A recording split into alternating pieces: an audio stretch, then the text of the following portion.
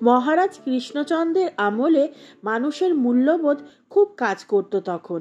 এই যেমন ছোটরা বড়দের পায়ে হাত দিয়ে প্রণাম করে আশীর্বাদ চাইতো, বড়রাও ছোটদের যেমন শাসন করত তেমনি ভালোবাসত।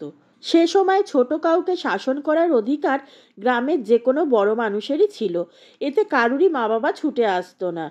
গোপাল তো বড় হয়ে কত সময় কতজনকে শাসন করেছে, তার বলার নেই।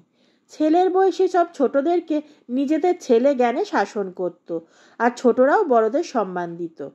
একদিন গোপাল বাড়ি থেকে বের হয়ে বেশ একটু ঘুর পথে রাজবাড়ির দিকে হেঁটে যাচ্ছিল। গোপাল বেঁটে মানুষ বলে ঢাউস ছাতাখানি ওকে প্রায় ঢেকেই রেখে দিত। অনেক সময় দূর থেকে দেখলে মনে হতো যেন একটা ছাতাই হেঁটে চলেছে, ফলে দূর থেকেই সকলে বুঝতে পারত যে গোপাল হেঁটে যাচ্ছে। সেদিন অবশ্য পালপাড়ার গোপীনাথ গোপালকে খেয়াল করতে পারেনি। গোপাল গোপীনাথ এবং তার বাবা দীননাথকে বহুদিন ধরেই চিনত। দীননাথ এখন ক্ষেত মজুর হয়ে গিয়েছে।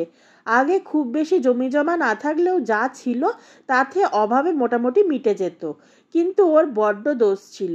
দিনের বেশিরভাগ সময় গাঁজা বিড়ি খেয়ে সময় কাটাতো, চাষে সময় দিত না। এক সময় অভাবে পড়ে সামান্য জমিটুকুও তাকে বেচে দিতে বাধ্য হতে হয়েছিল। এদিকে আয় পায় নেই, তাতে বাচ্চা কাচ্চারও অভাব ছিল না।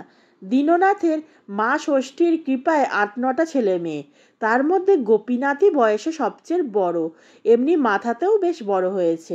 অভাবের সংসার হলেও শরীর স্বাস্থ্য কিন্তু তার বেশ ভালোই। তবে দীননাথের শরীর এখন হাড় জিরজিরে হয়ে গেছে। সেই গোপীনাথ এবং দীননাথকে গোপাল দেখতে পেল। বাপ বেটা দুজনেই মাঠে কাজ করছে, জমির আল ভেঙে মাটির ঢেলাগুলোকে ঝুরঝুরে করছে।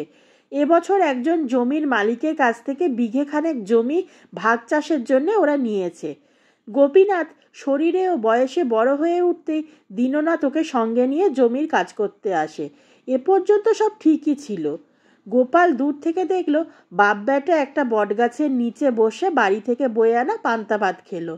তারপর কাছে যেতেই গোপাল গোপীনাথের গলা পেল।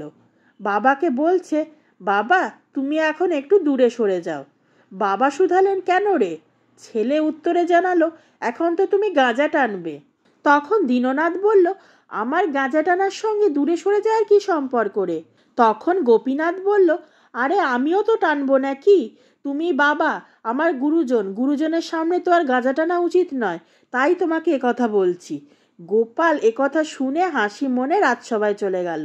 তারপরে গোপাল রাজসভায় ঢুকে গুরুজন সম্পর্কে তার দেখে আসা অভিজ্ঞতার কথা সকলের সঙ্গে আলোচনা করল। একথা শুনে সকলেই হেসে গড়াগড়ি দিতে থাকলো।